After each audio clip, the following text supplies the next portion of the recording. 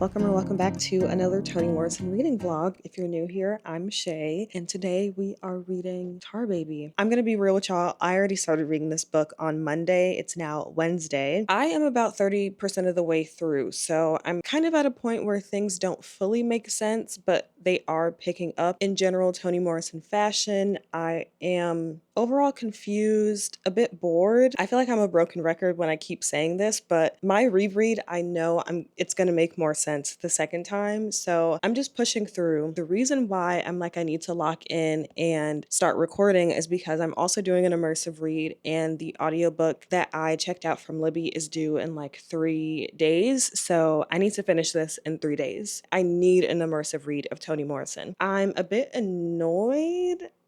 I'll say a bit annoyed that this audiobook isn't narrated by her. I forgot who the narrator is. It's not like the narrator is bad. I've just gotten used to hearing Toni Morrison tell her own stories, and I've started to appreciate it a little bit. I'm not like super mad, but it was just an adjustment in that way. My initial thoughts is that Toni Morrison is actually a very boring writer. I'm okay with that. I think I'm in a spot where right now I want to slow down a bit more and engage in things that actually do bore me a bit. And that's kind of how I felt starting this. It's how I felt starting Song of Solomon a little bit too, but Song of Solomon picked up, I think, pretty quickly. This one is taking some time. I finally got to a point where something interesting happened. If you know, you know. This book feels very different than the other books that I've read by Toni Morrison so far. It is based in the Caribbean. It kind of centers a white family, at least so far. I ended up reading the synopsis on the back of this book, which I typically don't do. It says that it's about a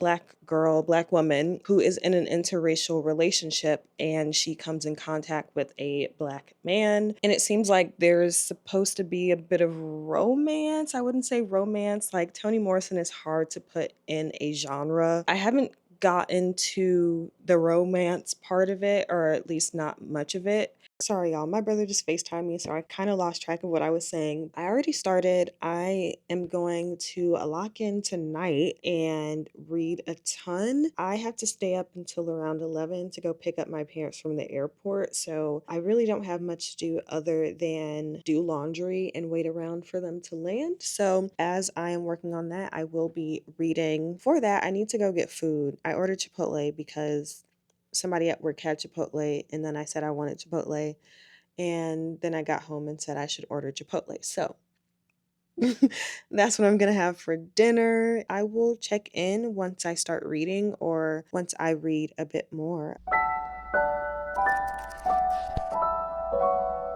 I just sat down to read not even that long ago, and I just remembered how much I need to lock in while reading this. How it's written, it's very difficult to follow whose point of view you're in. So this is all in third person point of view. Usually it's very clear. Reading this, it's halfway clear, but it's only clear because I'm realizing that there is a difference in perspective, even though Morrison has not introduced this character. So I'm at the point where Therese and Gideon are being discussed, how they have encountered this random man that showed up in the streets home. At first, I thought it was still from the perspective of Ondine. It genuinely didn't make sense, and I couldn't explain why it didn't feel like her perspective until eventually, 2 pages later, we only find out that we're in Teresa's perspective because she's having a discussion with Gideon, and he says her name, and I was like, okay, great. So we know that this is not Ondine, this is Therese. That's how she writes dialogue. Like, a lot of dialogue, especially at the beginning, was just back and forth, quote, then another quote, then another quote. And it doesn't say who's saying what. You get the context, like right before the first quote, you'll have the context that of who is saying this quote that's under it. And you just have to follow along and know who's speaking. Like, this is very much so a you need to lock in type of book. I don't mind it, but I gotta lock in. I'm here to take a tea break and talk to y'all about the Morrison way of storytelling, and it's becoming so much more apparent in Tar Baby than other books that I've read by her. It's very demanding. She does not care about us as readers, or at least our comfort level, our understanding. When I say that this book is boring, I don't mean it negatively. I just mean that she's just feeding us information that in the moment it may seem irrelevant, but it's actually going to come up later. And if you have the wherewithal and the patience to wait for it, you'll find it. I'm about 40% of the way through now. I'm finally at a point where things are starting to click, where I'm actually getting answers. And the way that she is telling the story here, it like defies the boundaries of time and space and place. Most of the time, you don't fully know who's talking, who they're talking to, where they're talking, because it's everywhere. Like at some point, you'll be like, okay, I finally found my footing. And then she switches it up. So you have to find your footing again. At this point, I finally have hints of where exactly they are, like the actual country, what year it is. These are things that most authors will present to you immediately in a book or in a story. And she's like, I'm just going to wait. I'm going to wait until it makes sense for these characters to say what year it is or where we are or why we're there. It's been like interesting trying to make sense of everything that's going on. And I feel like I'm being so vague and not necessarily speaking about the story because there's not much happening. The main details or like plot lines in the story have been just so small and feel very irrelevant. I think the point of her writing is a lot of the literary devices and how she's telling stories and building a world and building people, like building the storyline of a person or a character arc of a person, but she does it so messily because I think that's the way life is. Our like arcs as people is very messy and it actually is non-linear. Yes, we go through life linearly. Time is very like straightforward. Things that happened 10 years ago that in the moment really meant nothing mean everything today, or vice versa. Or I don't know, like we kind of go through life again, yes, linearly, but all of the things that culminate to who we are don't always exist that way. And I don't know if it makes sense, but I feel like it makes sense in the context of how this book is written because it genuinely feels like this is without time. Yes, we kind of are getting the story progressing, but it goes back in time and then it revisits different things, but from a different perspective. And just like, it's very experimental, I think. I think she's experimenting a lot with how she tells her story. And it's something. I can't say that this is everyone's cup of tea. I actually don't think I would recommend this to many people. This is a really hard read. Like, I do get, but when I tell you I do get bored, I think when I first started reading the first night and tonight as I've been sitting here, I can like feel myself dozing off. Again, it's not a bad thing. It is not a bad thing to be bored. I think it's important that we get bored, but it is hard. It's a very difficult thing to endure. I don't know if I want to read anymore tonight. I probably won't, if I'm being completely honest. Yeah, it's like 10:15. My parents are supposed to land at 11, so I could keep reading, but I don't know, maybe not. I'm already at chapter 5, and I'll definitely read on the train tomorrow morning. I don't think I have plans tomorrow evening, so, and I also don't have to be running back and forth to the laundry room because I was doing my laundry tonight. So that might be it for the evening for Miss Morrison, for Tar Baby.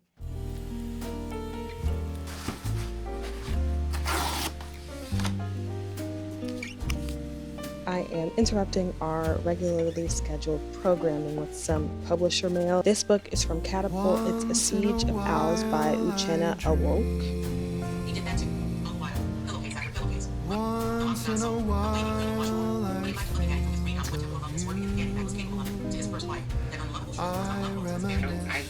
find the smiles.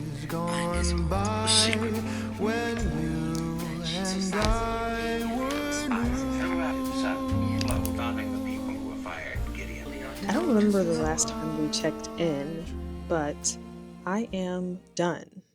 I'm done with Tar Baby. I have thoughts that I can't fully put into words other than I didn't love this book. I didn't hate it, but there was just something that didn't necessarily click with me in the way that Bluest Eyes, Sula, and Song of Solomon did. This is still a masterpiece in the way that Toni Morrison, I feel, can only write masterpieces.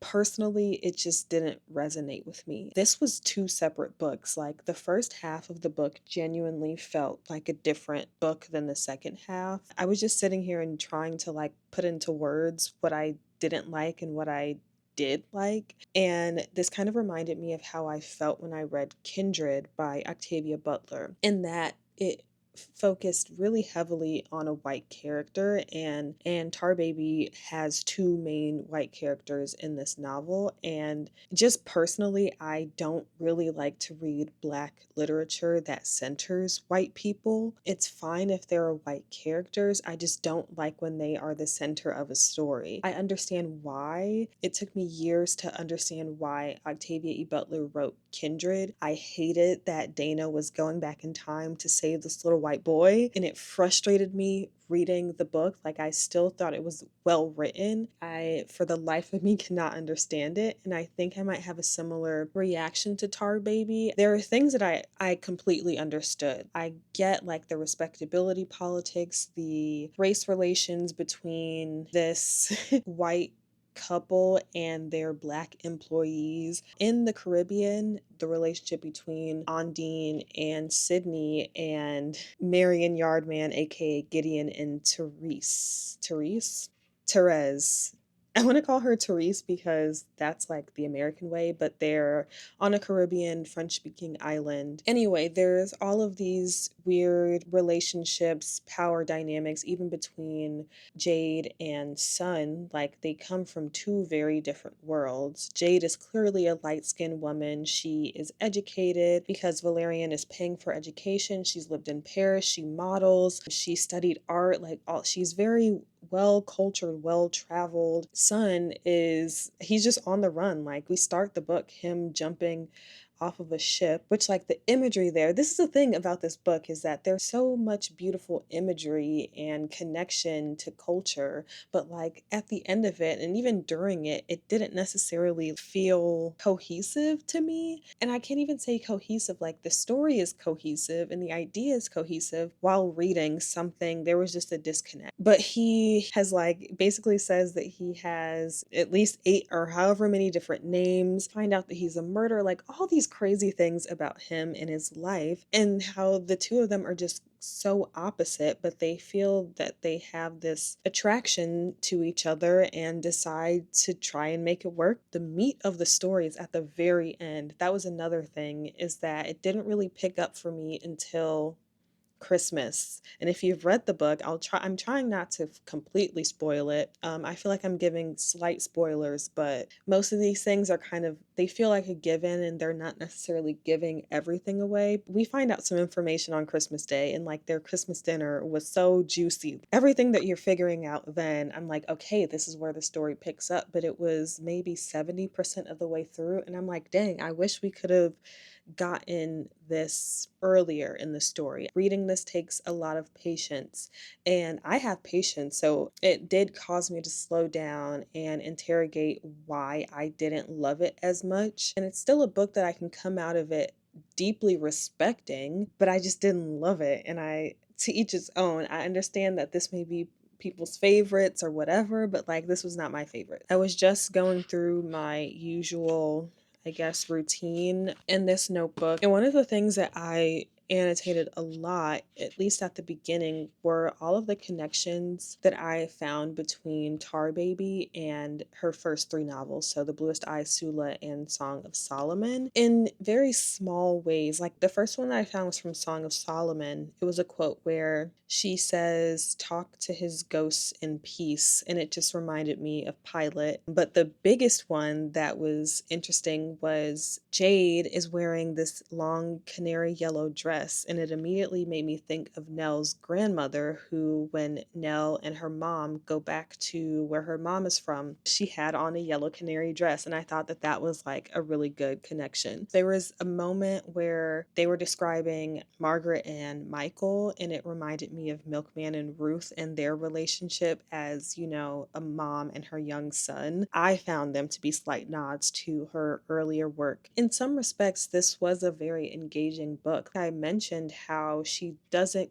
give it all away. And even in like the book in its entirety, you have to wait till the very end to figure out like everything. There's a whole lot of lagging in the first 70% of the book that by the end you're just moving. Literally, the end of the book is where everything is happening. It was hard for me to read. I can recognize that. I can also say with certainty that people will read this book and be like, why did I even pick this up? I know this already. When you reread Toni Morrison, it makes more sense. So there could be a world where I do reread this and I appreciate it a bit more because I know how it ends. I know what we're working towards. And in a reread, I can just sit in what I already know and appreciate that I know what this is about and how it ends and catch more of the hints that Toni Morrison is giving us. I'm not disappointed in this. I think this still was a very good exercise. Like, I would love to read this in a class. Like, I need to be around people who really know literature and literary devices. I think I have somewhat of a grasp on the basics, but I really would love to sit with this book and really dissect it with others so we can all bring our thoughts to it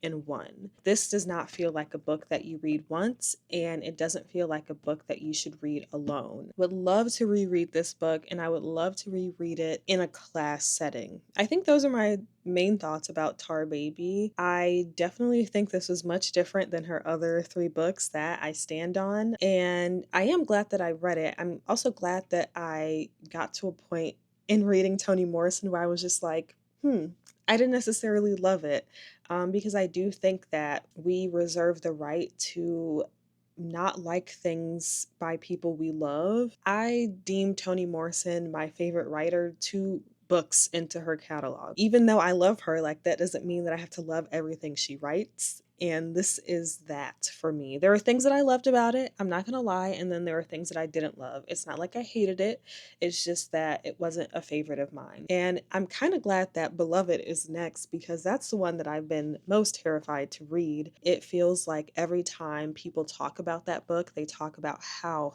hard it is. And I feel like if I could get through Tar Baby, if I can get through The Bluest Eye, then I can probably get through Beloved. From what I know about it, it seems like Beloved is the harshness, the cruelness of The Bluest Eye, but also the literary difficulty of Tar Baby combined in one. I'm mentally ready for that. That is the end of this vlog, I say as my camera is literally about to die.